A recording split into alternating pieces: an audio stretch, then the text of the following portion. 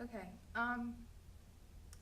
When George Mason College split from UVA, what did that mean for both schools, and sort of what role did you assume after George Mason became a university? Well, I think it's very simple. I imagine that for UVA itself, it was a relief because they got rid of it.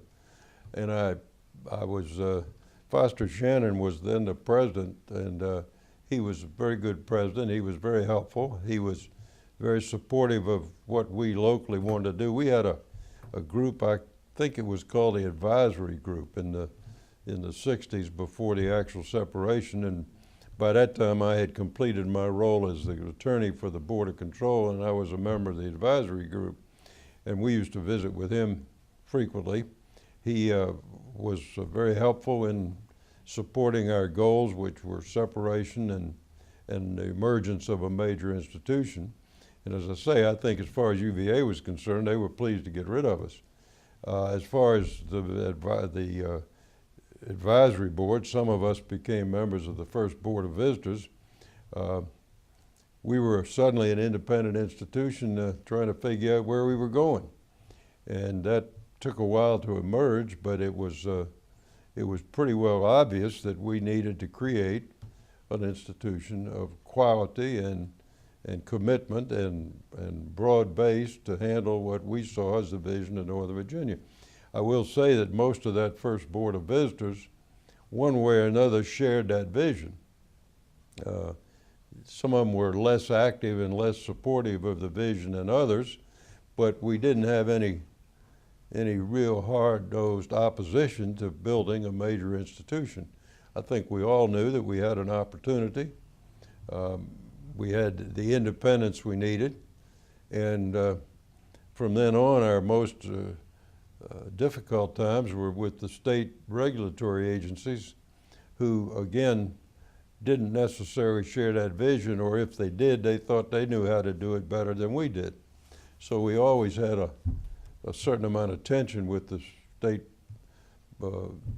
Board of Control and Education, the Business Council, or the SHEV. Yeah. I'm trying to think of the name.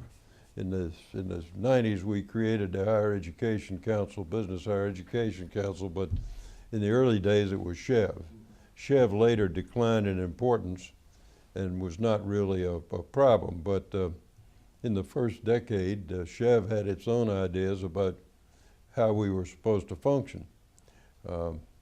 And we didn't think they knew any more about it than we did. And I can't say that there was ever any open fist fight, but fundamentally, they were reluctant to allow us to grow as we thought we did, because growth was not part of their agenda. They were regulators. And I don't want to be mean-spirited, because some of them were my good friends, but we understood the issue, and we generally worked it out and got along. Yeah, because I mean, we actually initially lobbied for a law school in '73, if you recall, and it was Chev that said, well, we're going to do some studies. And Well, I started lobbying for a law school almost the day I became a member of the board. And when I became rector in, I guess, '74, I really began to lobby, and I went to Richmond 2 or 3 times to get authority to create a law school. And I had some very fundamental things. First, it was cheap. You could do a law school with a few professors and a couple of classrooms, and it was the only professional school that we could even consider because of the cost. And secondly, when you looked at the need, the existing schools in the Washington region were all pressured for admission. They were all relatively small. A couple of the proprietary schools, National Law School and there was one other, had been merged into Catholic and AU, and there really were no seats for lawyers in Northern Virginia to go to school. And part of that was there were no 4-year programs. There were no night school law schools. And many of my good friends in the bar when I came to Fairfax were products of night school. A couple of the federal judges had been there, and I thought our society needed a night school so you could go to law school. Plus, in those days, I think it's still somewhat true, the federal government made a lot of educational advances to particularly military people that wanted to get additional education along the way, and one of the areas was law. And then when you got through the justification, there were sort of personal things. I was determined that the community up here would begin to realize that we were not a community college, we were a real university. I've said many times that I wanted my sister-in-law to have an understanding that we were not the Northern Virginia Community College, we were George Mason University, and I thought if we had a professional school, it would help create that image. And after 3 or 4 trips to the General Assembly, we had the chance to acquire the International Law School, which was not only a law school opportunity, but was the best real estate deal I ever made. The only reluctance I had, we got 12 acres and we sold half of it to pay for what we got and put some money in the foundation. I wish now we'd have kept the whole 12 acres, but we didn't have money enough to buy the first part. They bought that on my endorsement, and we sold half of it.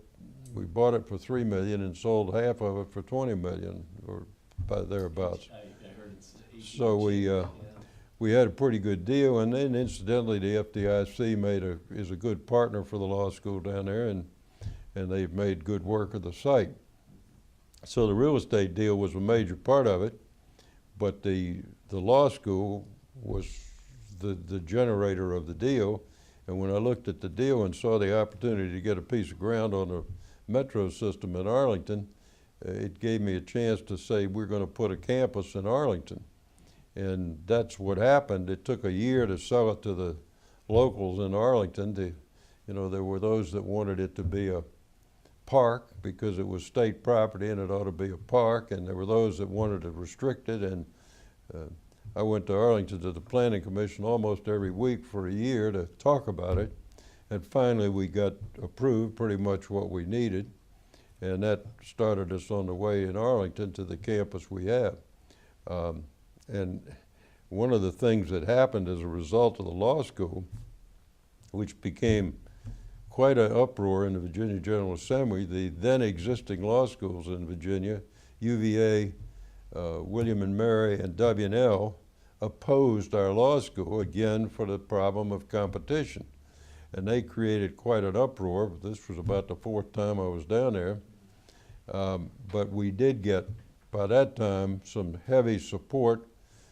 We got it from Governor Belials, who was then in the General Assembly. We got it from Hunter Andrews, who was a speaker, or was the president of the Senate. And we began to get real support in the General Assembly, and it worked. And when it finally came up, and incidentally, one of the major support elements was the students. We had 100 or so students who were in the then international school who had no future, and they realized that if we could make a deal and take over international, they had a future. And I remember we organized a bus trip to Richmond on the day that this was coming up, and they were very effective lobbyists because there was a sentiment in Richmond that anybody that lived in Northern Virginia was some sort of a liberal nutcase and that they couldn't be trusted. But when the students got down there and circulated in the General Assembly building, it broke the ice and we got along pretty well. I will also suggest that as a fact of the law school adoption, George Johnson was concerned that we would be denied doctoral status. And by that time, we're talking 78, he was very anxious to create some doctoral programs. He didn't think that the doctoral program would sell, but we had such an uproar going with the law school that the resolution that allowed the law school to issue degrees, the next resolution was unanimously approved to issue doctoral degrees. And that was the way we got the doctoral status, and it just zipped on through. I will also point out as an evidence of just how tough it was to get it done, Virginia's on a biennium. And the year we were down there with the law school was the middle year of the biennium. So they approved the law school, but no funding. We could issue degrees that year, but didn't get any state funding. And as I remember, the tuition at the law school then was somewhere in the lower 3,000, 3,200, 3,300. The state imposed tuition was only about 3,000. So the year we had the law school with no money, we actually got more in tuitions than we did after we had the law school authority. And that first year, I think that was when I was back serving my second term as rector. I'm not sure, but I was involved and I used to call Dean Norville every year or every day almost, and how many warm bodies have we got? Because we needed 250 to pay the bills. And we did get to 250, and Dean Norville was very helpful. It's too bad he's not here to give you some of his impressions, because he was the guy that generated the International Law School. He was the fellow that brought it to Virginia. He was the fellow that made the deal with the Cairns department store family. They were in bankruptcy, and he made the best real estate deal I think I ever saw. They were building the subway. The ground was all torn up. The smart money in Arlington thought the subway was going to be a bad scene, and nobody wanted to buy it, and Ralph got over there and made a deal to buy the land. And so not only did he bring the law school to Virginia, and give us the opportunity, but he negotiated what I still think is the best real estate deal I ever saw. And that enabled us to get what we've done. I will also make the comment, Charlie Russell was then a partner he had been a partner in the law firm I went to work for when I first came out of the service. And Charlie, by that time, was a circuit judge in Arlington County. He later became a Supreme Court justice. He recently retired, well, not recently, a couple of years ago. And Charlie called me one day. He was teaching criminal law at the International School. He called me one day. Charlie was a great guy, good friend. He said, "Hey, we got a law school down here that's going nowhere except broke. It can't get accredited. It doesn't have any status. You think there's any chance Mason would be interested?" I say, "Absolutely. When can we talk about it?"